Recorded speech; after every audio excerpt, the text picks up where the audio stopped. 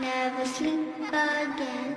Are you afraid of the things that go bump in the night? Do you feel like a zombie after a long night of tossing and turning? Well, then try Dream from LifeWise. Just one tab daily before bed will leave you feeling rested and refreshed every morning. That's right, Dream from LifeWise. Just one simple tab placed on your tongue, it dissolves and lets you drift into dreamland. Text Moose Dream to 754-600-9473 to get you started with your free samples today. This is a warning to all living mortals. Moose will release 13 of the most terrifying interviews of horror unto the world. Welcome back to the 13th Horror-fying Day of Christmas. I'm your host and gift giver Moose, and not only is this the 13th Day of Christmas, this is also the season 6 premiere of Moose's Monster Mash, and couldn't have a better guest with us today. From Super Freddy to the source of all evil, multiple character actor, please welcome Mr. Michael Bailey Smith. Hey, Paul, it's great meeting you. Thank you. Thanks for having me on your show. Let's do it, man. I'm ready. You know, you've run an interesting gambit in life. You know, I mean, you started out military brat, and then military route. Yep. And then was it football? Yeah. So I grew up as an Air Force brat, and my dad. We didn't spend more than maybe 2 to 3 years at any one place, and everything from Michigan to California to Nevada to actually my last little stint with the family was in Iran, Tehran, back in the 70s when the U.S. was got along, and the Shah Reza Pahlavi was still running the show, and there wasn't the Ayatollah hadn't come in and did all his craziness, and so so that's it was a great life. It really formed a tight knit family between us 6 kids. I'm the oldest of 6. So that was kind of nice. We always stick together, especially when we went overseas, because you're in a city called Tehran, which is a town of 1 million people, but it was a huge dichotomy and almost a conflict between, the Shah trying to push Iran into the 20th century. And then you have all these people that are very, I guess, what's the word? Like very religious, and no, we can't do it. We got to go back to the old way and things like that. And that's where a lot of the conflict came from. So then you got a bunch of these Americans over there, either working, their parents were working as, American advisors to the Iranian Air Force, or, there was like Westinghouse and Bell Helicopter and, all these other kind of civilian companies working there as well, helping, get Iran to the 20th century. So there's a lot of conflict. And, when you got a bunch of teenagers running around in Tehran doing American things in a very Islamic country, there could be some conflicts. And there's been some crazy stories we could go on for hours about, just me being the oldest. And, like my first week, I had a knife pulled on me, stuck in my face, just craziness right at the beginning. I'm 16 years old, I think, at the time. So yeah, but it was a great experience. But believe it or not, where I lived in Tehran, I went to Tehran American School, which is a pretty famous high school. My superintendent was one of the 50 American hostages, and that'll pay off later on in my story. But but they had the school was big enough. They tried to make it as Americanized as possible. Had a lot of American things. There were some like rich Iranians that would go to that school, but they had football teams, and they had 3. The school was big enough to have 3 football teams. Plus, they had a community school, which was half and half Iranians and half Americans. And so there's 4 teams. So you played each other twice. So you had pretty good season, all-star game, and I was pretty good athlete by the time I was a junior and senior. And one of the coaches that was coaching with me, that coached me, said, "Hey, you have the ability to play college football," and that kind of stuck in my head. And that's something I've always wanted to do. And so I made the all-star team and all those things like that. But when I got done with high school, I went to my parents and said, hey, I want to go to college. Well, they couldn't afford to do it. And so I got a job working with Westinghouse, helping them build defense radars. I did it for 9 months. And back in the day, I think it's still today, if you work overseas, it's tax-free. So, I made some money over there, about almost $20,000 in about 9 months, which is not too bad. Jeez. I got paid $17.50 an hour in 76, 77, which is pretty good. So even today, by today's standards, that's good money. Yeah, it was really good. But it was hard work. We were working on top of this mountain called Kairaj Mountain. Crazy. I could tell you some crazy stories. We got snowed in one time to where we had to walk down the mountain. And one of the engineers I was just a laborer digging ditches and running cable and building defense radomes and things like that. I was always crazy. I would hang off of the big crane to put in these big panels and had like a big power drill to screw the things in. And I would hang on with one hand, 100 feet up. To put these things, I was pretty crazy. But anyway, so when I finished that, I saved the money for school. And then my dad says, you should, probably go in the military because they get the GI Bill and they can help you go through college if you want to play college football. So they threw me on a plane, a military plane. It was going to Frankfurt, Germany. So I went up there and enlisted. And I first wanted to be an Army Ranger, and they looked at me and said, "You're 6'4", 160 pounds. That's not going to happen. So you could be a paratrooper if you put some more weight on." And so I selected that. And so I went back. I went to the U.S. and went into basic training at 6'4", 160 pounds. And by the time I got out, basic, I put on probably 10 or 20 pounds. But I went through AIT, which is advanced schools.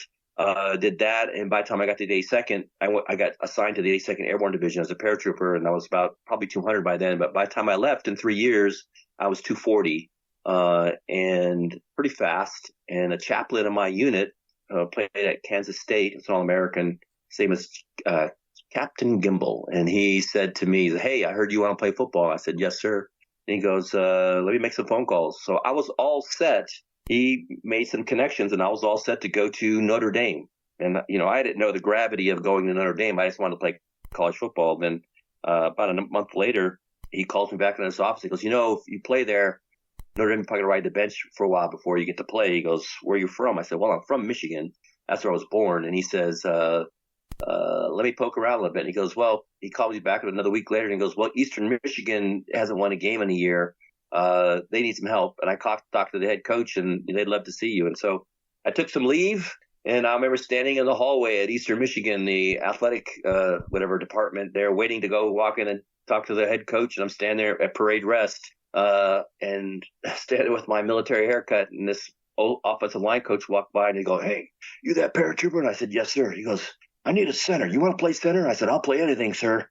And that's how it started. So I started out at center, went to guard, went to tackle, became preseason All-American, Playboy All-American, and then went to the Dallas Cowboys and blew my knee out there. I heard it senior year, but blew it out in camp, and they got let go. And then I found myself, I ended up graduating from college in a computer science degree, then chased a girl out to San Diego, and that didn't last very long. It lasted about a month. And I befriended this guy named Steve Hedderberry, who's still to this day a good friend of mine. And he later became an American Gladiator. And he and I got into bodybuilding pretty heavily, and it was pretty fun, and especially in California. And he was Mr. Wisconsin and Mr. All-American and all those things like that. He was Mr. Universe or something. Big dude, bigger than me. I'm 6'4". He was probably 6'5", just a bigger dude. Yeah. And he said, "Hey, I'm going to Los Angeles to read for this movie called Nightmare on Elm Street Part 5. Why don't you come with me? Maybe you're going to read too." And at the time, I was working at Xerox debugging software, working in a cubicle. And I have a lot of respect for people that can work in cubicles because I couldn't, staring at that all day. And so I went and asked my boss, I was debugging software, and I asked her, "Hey, can I take the day off? I'm going to go up to Los Angeles." She goes, "No, you can't." And I said, "Well, I'm going to take it off anyway." And she goes, "Well, you're fired." I said, "Okay, that's fine." So I got to the car, and we drove up to Los Angeles, and right there in Hollywood and Vine. And I could see the Brown Derby. I could see the Hollywood sign. I saw the Walk of Fame. And I was mesmerized. This kid who's, been all over the world, been to small towns, and now I'm in Tinseltown, right? The place where everybody dreams to be.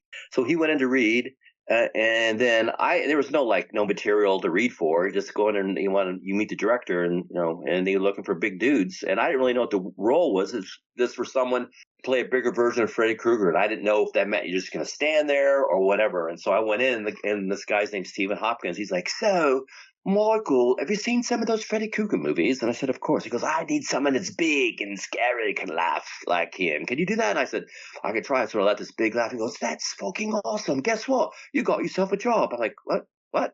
He goes, "Yeah." He goes, "In a couple of weeks, you'll be on the set with Robert Englund." I'm like, "What? Wait a minute." So next thing you know, 2 weeks later, I'm on the set with Robert Englund, sitting in his trailer, talking to him about Freddy Krueger and just talking about life. And next thing you know, that I had the prosthetics put on me. They put on a bigger, they put his prosthetics and then added pieces because my head's bigger than his, and then made a whole outfit, for me, and the glove and the hat. And I had 3 lines: faster than a bastard maniac, more powerful than local madman, it's Super Freddy. And I was scared shitless the whole time. I had lined up across from Randy White, Too Tall Jones, the Dallas Cowboys, everybody and their brother. But that, having some little director go, "Action! Holy crap, I got to walk and talk at the same time." But it really got me into this is what I wanted to do. And then from there, I moved up to Los Angeles, slept in my car for a few days until I got an apartment. Slept on the floor in this weird dude's apartment for about a month or two until I got my own place. And every night I was taking acting classes, scene study and cold reading and audition technique and improv. And I did everything because I wanted to learn the craft of acting, and I didn't want to be scared of getting in front of people. And I love when people tell me that I suck or you're not good enough or something like that, because it's motivation. I want to prove them wrong. And that's what I did. So most actors, when they, when they start out and things like that, they work at a diner or a bar or whatever at night making ends meet. For me, because my degree was in computer science, I worked at a test laboratory testing consumer products and consumer computer products, laptops and operating systems and peripherals and all these different things. And this is when, when it was the age of the computer, when we went from mainframe stuff to more PC-driven laptops and things like that. Windows just started coming out because they was all DOS-based, command line-based, to being DOS type, and plug and play. And then for the first 10 years, I worked as a contractor for this company. But as a contractor, I could take off an audition, or go off and do a movie or whatever, and I'd come back and I still have my job. And then so at the beginning of my career, I wasn't very good and maybe got a couple parts, got a commercial here or there, just me being a big guy in a Budweiser commercial. But then things started clicking where I become more comfortable, understood how to build character and those things like that, and through lines. And I started booking role after role. Looks like it took about 3 years for Hollywood to say, "Hey, this is the guy." Yeah, agreed. So that's about how much it took. It took, in between those times, I did a piece here, a piece there. I did when HBO had these little commercials sometime, I did a little vignette for them, or I just did different things. I remember one time this is crazy. A couple things I'll tell you. So at one time, my manager, my first manager was gay, and he would, and I'm not gay, but he was, and that's cool. He worked hard for me, but once he goes, "Hey, do you need some extra money?" And I said, "Yeah." I said, "I do." He goes, "Well, and down in West Hollywood is one of the largest, gay communities in the country, and they have this bar down there, and I forgot this famous bar. I forgot the name of it. But he had me go down there, dressed as a lifeguard, sit in a lifeguard tower in front of the bar. It was beach night. Oh my gosh, I was hit on so much in my entire life, and I was like, and people go, "Hey, you want a date?" I'm like, "I'm not gay, dude." And he goes, "What are you doing up here?" They got pissed at me. I'm like, I don't know. I'm just making $500 tonight. That's all. I was just paid to be here. I know. So, but anyway, so I did everything possible. I walked around one time at a premiere in a monster suit, I just did. I also, it's funny. I did dating game shows. I did dating game shows to get used to being in front of the camera, and I did 3 of them. Yeah, so I won one. It was funny though. It was the plot was older women and younger guys, and the woman who was the woman, she was like in her, the time I think she's probably in her 50s. You know, I'm in my 30s. She was a casting director, which I knew. I had read for her before. So it's funny. And because once I won it, we met in the back, and she goes, I have no intention to date you. I said, neither do I. But thank you so much. I hope you can hire me. So someday. Like, but, just remember this interaction. Give me a job. Yeah, agreed. But that's what I did. During that time, I did everything possible to get comfortable in front of a camera, and so then I think the first TV show I did. So after I did Nightmare on Elm Street, I think the first TV show was it the TV show? I did a movie for PM Entertainment. It was called CIA Codename Alexa with Lorenzo Lamas, O.J. Simpson before he killed his wife, and Kathleen Kenmont. And they hired me just to fight Lorenzo Lamas. But on these low budgets, sometimes the writer was there, and the director goes to writer, hey, write him a couple lines. So I did, and I said it, and he goes, hey, you're pretty good. Next thing you know, I'm the 4th lead in the film. And it was great. It was fantastic. So they had a premiere for it and everything like that. It was pretty cool. And then I just thought that's how Hollywood was. And then I think I say a little foreshadowing here. That for you, that's kind of how Hollywood is. Yep. I mean, as we get to your career later, that's kind of how your career plays out. I mean, you know, you get to all right, we're going to do this. Hey, we got this for you too. Or, hey, do this. Well, I mean, to tell you the truth, at Nightmare on Elm Street Part 5, playing Super Freddy, I'm standing there on the set watching how movies are being made before I have to go up to, do a scene. I had a few hours. And I'm standing there, and the casting director and the director are looking at me, and they're talking, looking at me. And then the director walks over and goes, hey, Michael, we're thinking about using you for a love scene. I'm like, Super Freddy? And they go, no.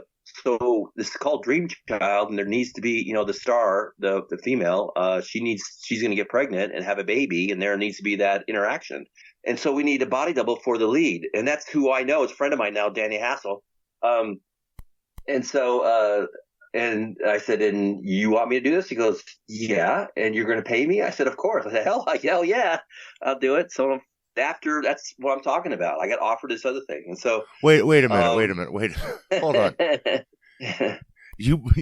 I was the body double at the beginning of the movie. When the movie opens up, there's 2 bodies, breathing in a bed and sweaty. That's me. Yeah. With a body double for the lead actress. So yeah. See, now that's crazy because like I know Danny. Yeah, good guy. Yeah. Like I've hung out and things that not necessarily talk about on a podcast with Danny. Yeah. But good dude. Anyway, so yeah, did that, and then so my whole career has been like that, where if you do good work, if you're a good dude, and this is kind of like it's been how I've lived my life, and it's from my father who's always taught me, that if you're gonna do something, do it right the first time. And another thing too, he always said, just do a little bit more than you're asked, because if you do that, then good things will happen. Because which I learned through life is that the reason why in the dictionary the word average is in that dictionary is because most people are average. They'll do average work, they'll have an average job, live an average life, and some people are happy with that. But if you do just a little bit more, not brown nose, not kiss that, just a little bit more, do a little bit better than you're asked, you will stand out and things will happen for you. You will get noticed, you'll get promoted, other opportunities will open up. I draw the analogy to when I was with the Cowboys. When they brought me there, they didn't want to make this team the same or worse. They brought me in there to help them win the Super Bowl.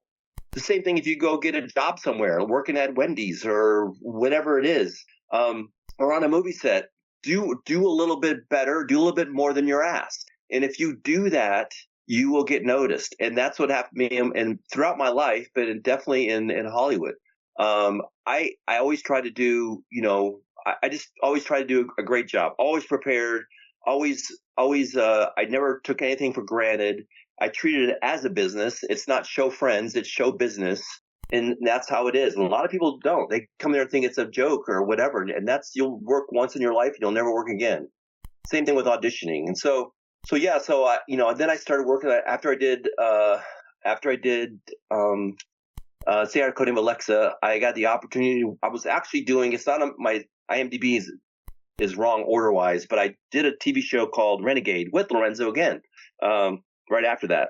And while I was doing that, I got to read. My manager called me. Now I had another manager by this time, and she said, "Hey, I have a audition for this movie called Fantastic Four." And so I went to Roger Corman's. I didn't know anything about Roger Corman or anything about this. I'm just going to read for a movie. And I was reading for Ben Grimm. The thing. It's clobbering time. So that guy. So I ended up getting it. And then we all know the whole story of behind that and how it got shelved and all the politics behind it. But then it just went from there. Then I did my first sitcom ever was with TV show Murphy Brown. I got to play her secretary. And here's another example. So, and you learn this when you're doing TV. TV, especially sitcoms, are timed to even anything that's on TV is timed to the second because they have to cut commercials in there. Like a half an hour TV show, like a sitcom. They have 20 minutes of TV show and 10 minutes of commercials. Pretty much how it works out. It has to be the second. You can't add. You have to stick to the script. All those things like that. But what happened, because I did a really good job at the beginning of the intro with me and Candice Bergen, is that they actually, because this one actor who was this older guy, he got sick, he couldn't make it. They wrote an extra scene for me. And that is incredible. So that's what I'm talking about. Just these things happen. If you do good work and you try to and you work on being a great guy and easy to work with and just to freaking, you want people to say, dude, that freaking guy's awesome or that gal's awesome. And that's, you have to just be that kind of, everybody can be like that. Well, you want to be memorable in a good way. Agreed. Not to be an asshole. So, yeah. And, it's funny. Sometimes I'll Google myself, Michael Bailey Smith asshole, to see if it pops up. But it doesn't. So, so anyway, but yeah, so that's just how it started. And then I started doing more movies and more TV shows and all that. And I did it for 30 years. So it was, I had a great ride. Well, yeah. In the process, you've managed to become, I mean, for a guy your size, becoming a character actor that's taken on as many characters as you have, that have been so vastly different. Yeah, agreed. I've done sitcoms, with Dana Carvey, Master of Disguise with him. I've done action films with Jean-Claude Van Damme, or I've done action drama films with like Undisputed with Ving Rhames, Wesley Snipes, other types of movies that I've done. I've done other comedies, My Favorite Martian, Town and Country. I've done all types of things, even like Town and Country, big film with so many different, with Warren Beatty and Goldie Hawn and Diane Keaton and Charlton Heston. I mean, all of these great actors in it, and I'm in it, right? And I actually read for a role. This is when I think it was in the 90s. I read for a role that it had dialogue. I didn't get it, but they said, "Hey, will you just come up here? We love your look. We love you to be in this movie." I said, "Okay." I talked to the manager about it. Well, the guy they hired to have the dialogue was terrible. And so the director goes, "Hey, Michael, come here and say this line." And I said it. He goes, "Perfect." And next thing you know, I got his role and I'm doing this whole thing. That's what I'm talking about sometimes. The things, if you do good work and if you're a good dude, good things will happen, period. It doesn't matter what you are doing. If you're digging a ditch, dig the best ditch in the world. And I've done a lot of ditch digging. So I know. So yeah, just what you got to do. Good stuff. No, absolutely. Because where I was going with it is like a lot of times, guys your size, you find yourself stuck in that like, Thug or Thug 2 or Yeah, You know, yeah. And I've done those. you get typecast as just the big like hulking person, but like if you look through your list, yes, the characters are all big guys, but they're all uniquely different. I mean, Super Freddy, Ben Grimm, Yep. Pluto, Papa Hades, Yep. the four characters from Charmed. I mean, just everybody. You can Yep. pull them all out, and if you didn't know they were all played by the same person, you wouldn't know, and that's what makes it cool. Yeah, no, I agree. I've definitely been blessed. I mean, I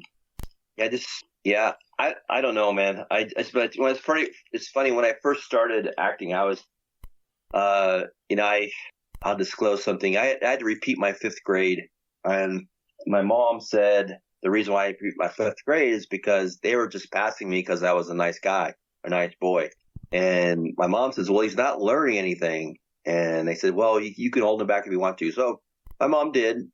I was in the same school, so all my classmates that I was with originally in my fourth grade or fifth grade, they went to sixth. Well, guess what? I'm in fifth grade still, and they called me, that I'm a dummy and I'm stupid and things like that. So that kind of stuck with me for a long time. To this day, it's still like that. I always feel intellectually, inferior to most, and that's probably the reason why I work a lot harder than most because of that.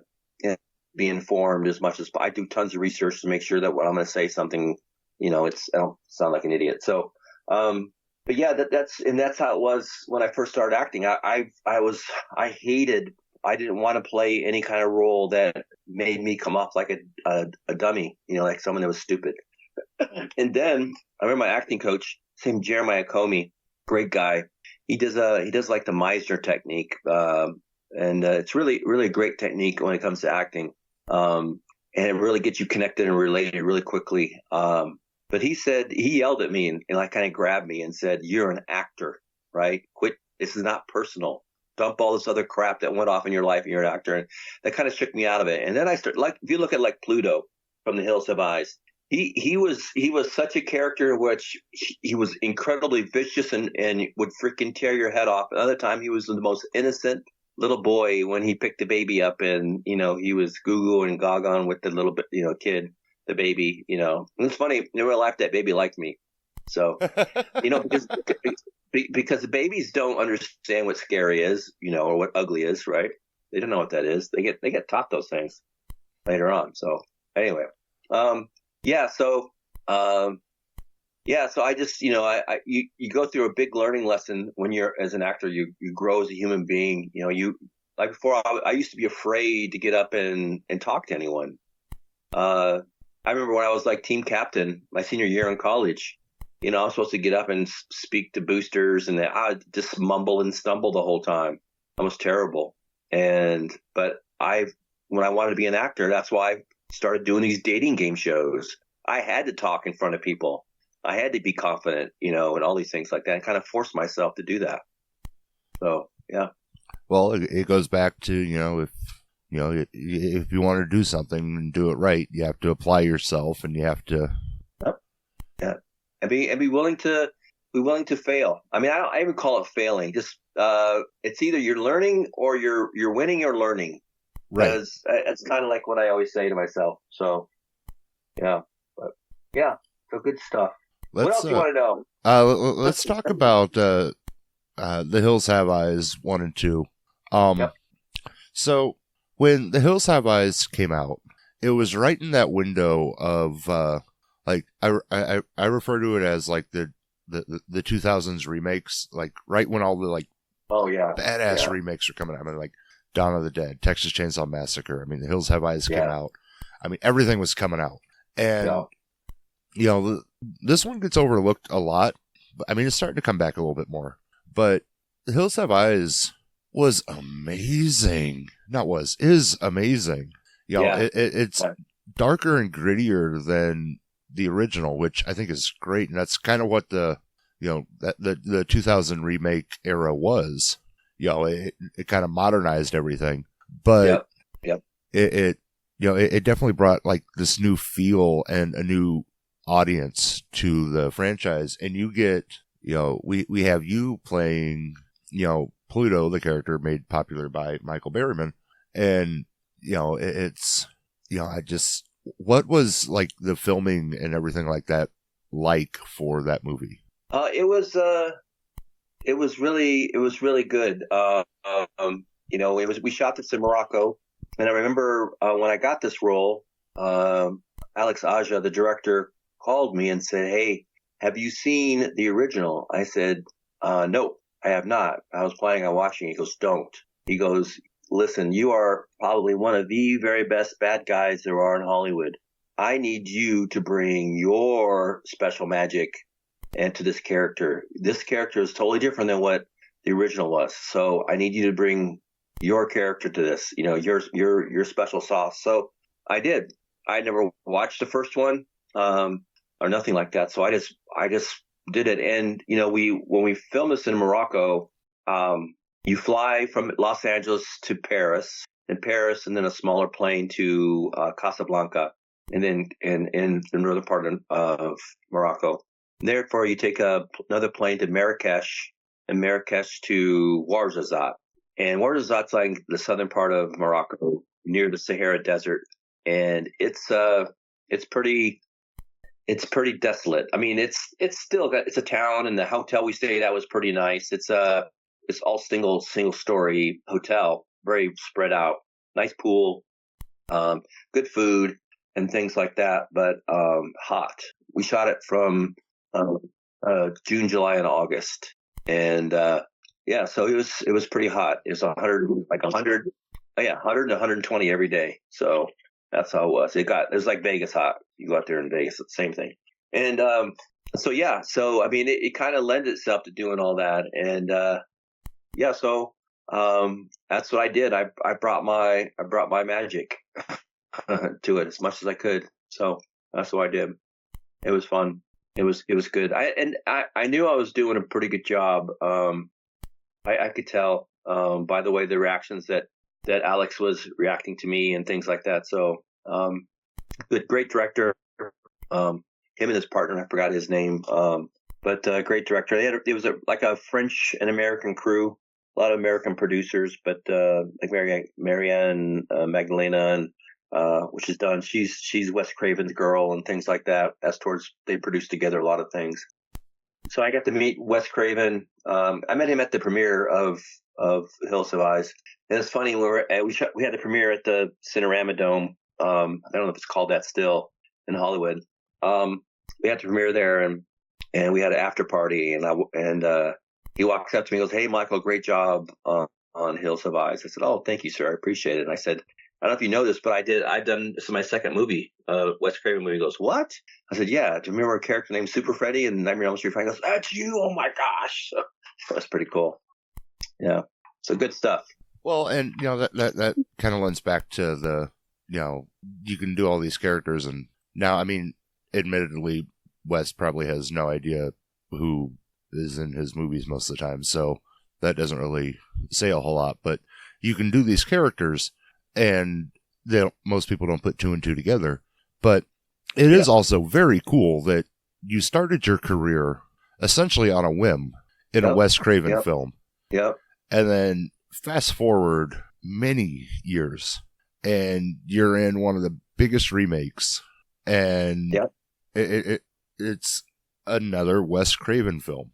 So I mean, it's very serendipitous. Yeah, it's definitely blessed. That's for sure. Definitely blessed. So yeah, all good stuff. Yeah, I don't take anything for granted. That's for sure. No matter, even in, I stepped away from acting in 2016. I still write quite a bit. I just have a screenplay just got optioned, which is really great. I'm really happy about that.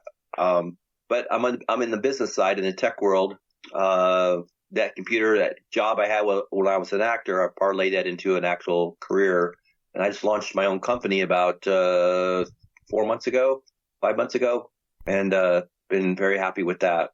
And my wife's got a company which we're launching in a few weeks, which we're very, very happy about that as well. So exciting stuff. So yeah. Well, you definitely know how to keep busy.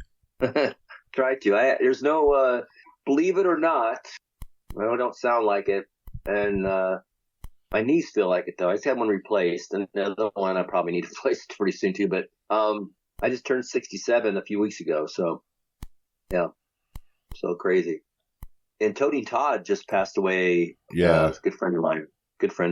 So yeah, condolences on that.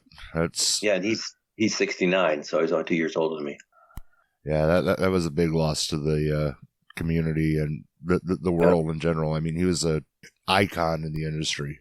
Yeah, I agree. Now, Hills Have Eyes 2, wasn't that another one of those, you had essentially wrapped Hills Have Eyes, you were done, you were just kind of walking away, they're like, hey, got something for you. Yeah. So it had been like a few months. I was back in the States. I think it's probably been 6 months or something like that. Maybe like a year. I don't know for sure. But I went up to San Francisco. We went to take the family up there. That's now my ex-wife, but and my two boys. And we're driving back, and I got this call from Marianne Magdalena, the producer. She goes, "Hey, Michael, how you doing?"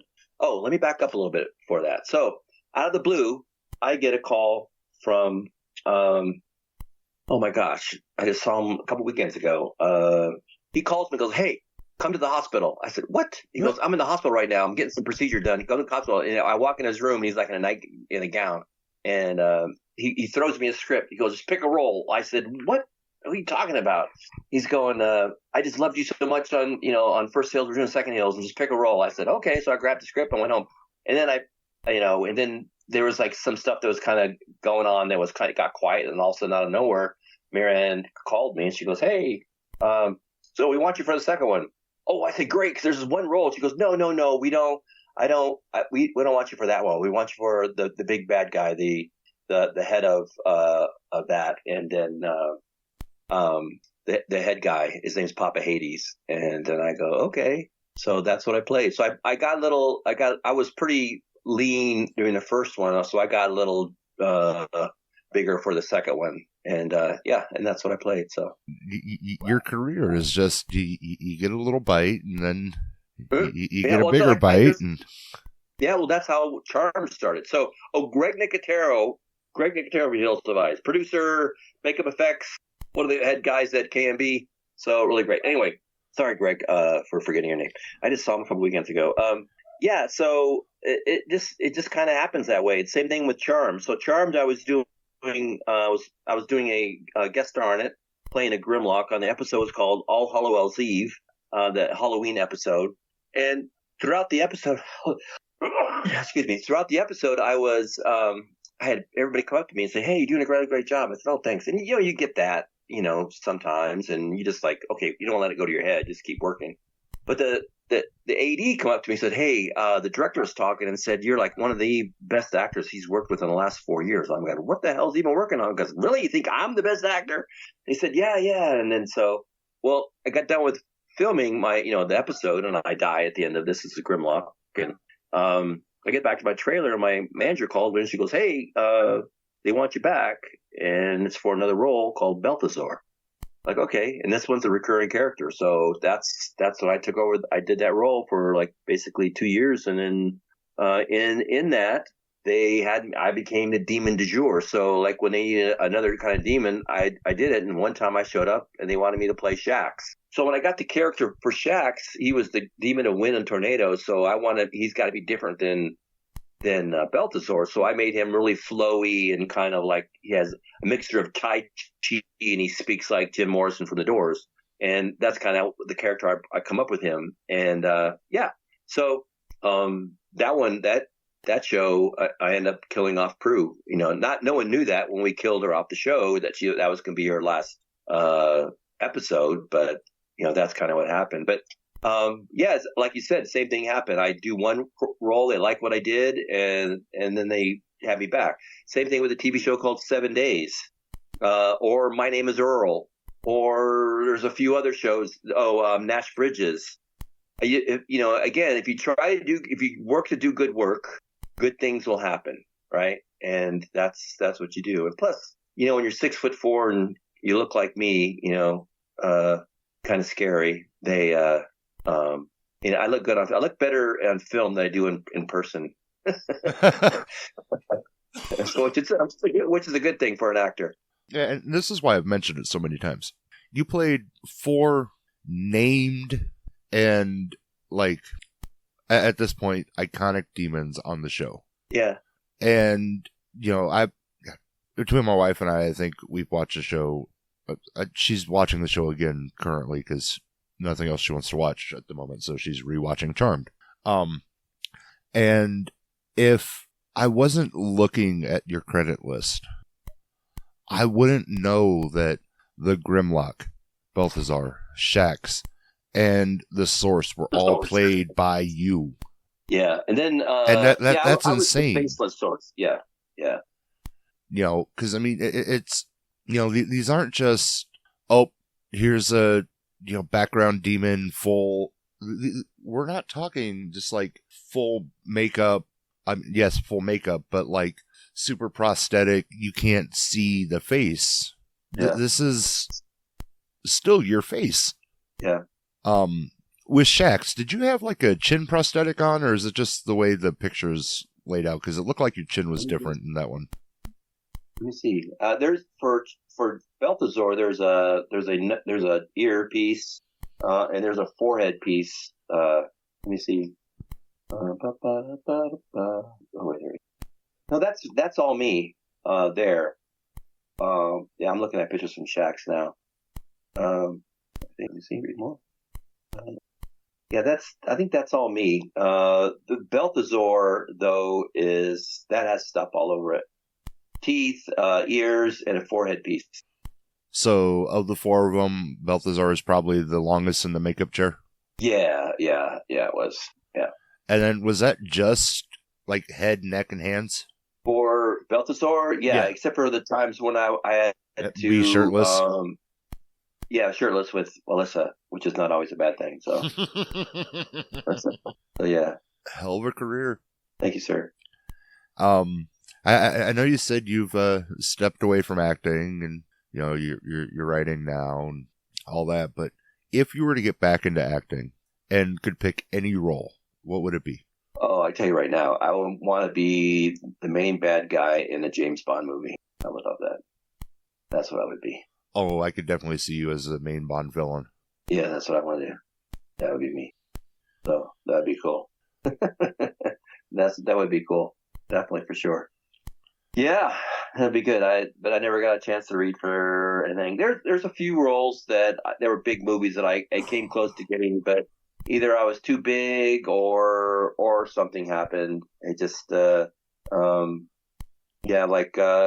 Avatar came close to getting that.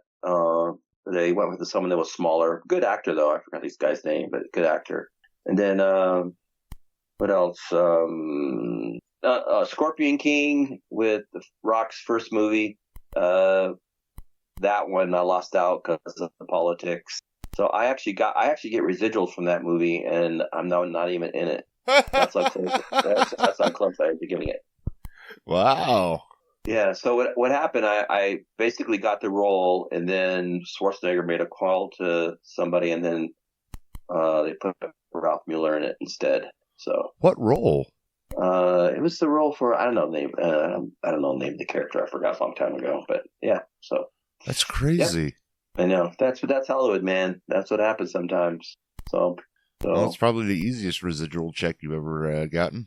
Yeah. It's not very. It's like a couple cents, maybe a couple dollars. Well, but yes, it all adds up. In the course of your career, what's the which character has the longest time in the makeup chair? Oh, I don't know.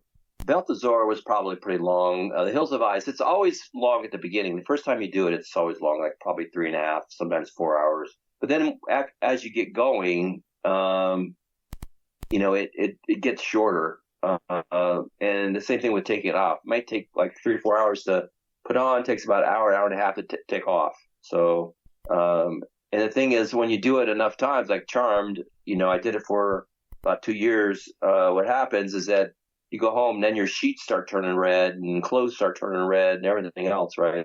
So Belthazor stuff. Yeah. So The one thing I always thought was highly amusing was the the parallel between you and Julie McMahon. Yeah, in Charmed, you're playing his his other half. Yeah, and in the course of your careers, you've both been in a Fantastic Four movie. Yeah. He played. What do you call it? Dr. Doom. Dr. Doom. Yep. Yeah. I played Ben Grimm. So that was always fun. It's like, wow, that's You guys were meant to be halves. Yeah, he's a good dude. So I did a play in L.A. Called Doing Judy, and it was about these Judy Garland impersonators, and they were all getting killed. And I played this gay leather cop. Or I played a gay cop who was into leather, and at the end I had to come out and drag because I screw up so much, and it was pretty funny. And he came to the play one night, him and a couple of his buddies. He's like, I can't believe Belthazor is in drag. And I said, yep. the Mighty Belthazor in drag. Yeah. Pretty fun. So before we wrap this up, did you want to talk about your screenplay that just got optioned, or you just want to let that simmer until it... No, we can. So it's called My Good Boy. It's not a horror film. It's a more action drama. And it parallels a little bit of my own life. I grew up being picked on and beat up when I was a kid in high school, being tall and skinny. That's kind of what happened. And I was shy. And so I always got picked on and stuff like that. And I always had to find new ways of the bus and stuff like that. And so, but I always wanted to play sports. So I used sports to earn my respect. So I kind of took that premise and, a guy who uses that to get back, gains fame, respect in college.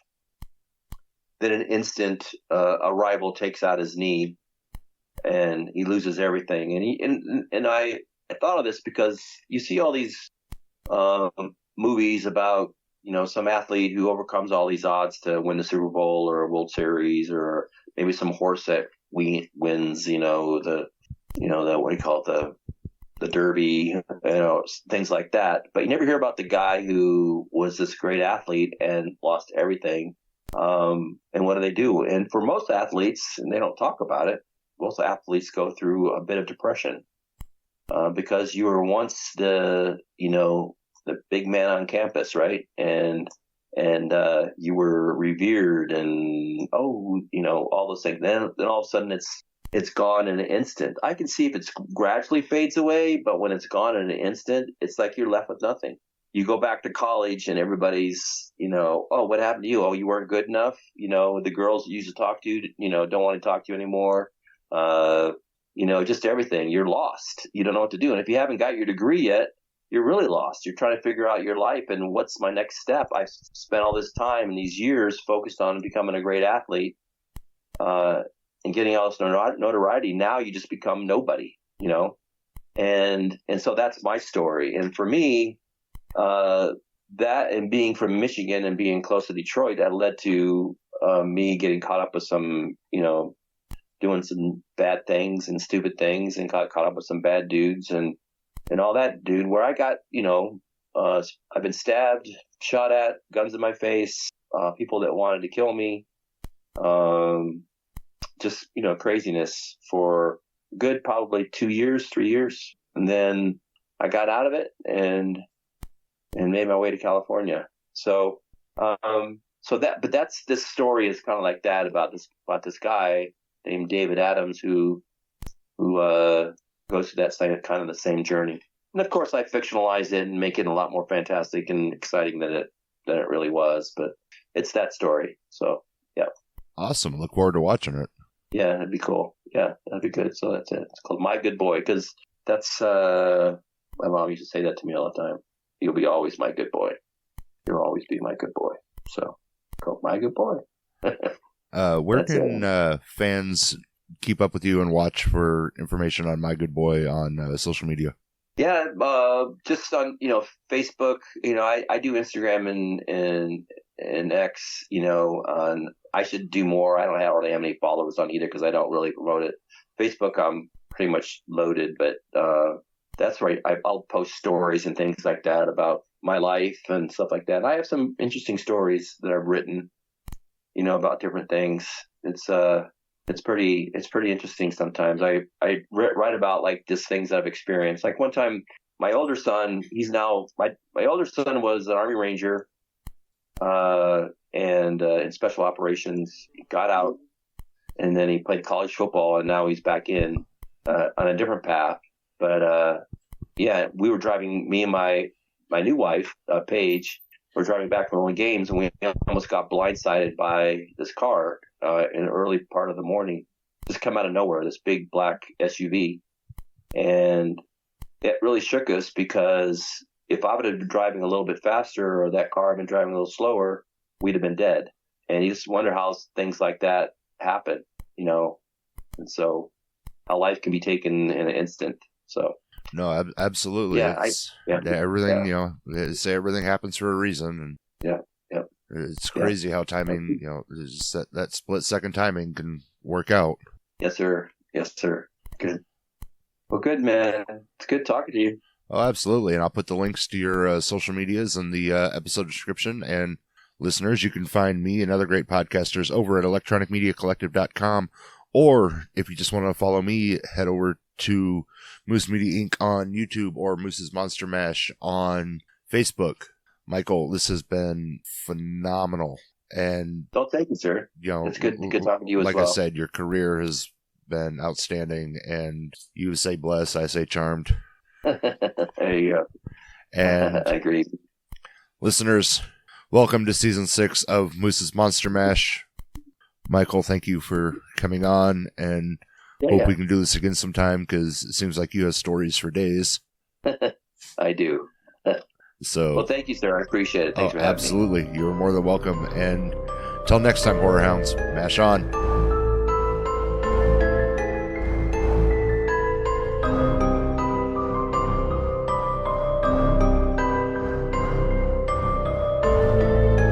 This has been Moose's Monster Mash. Come back for more chills and thrills if you dare.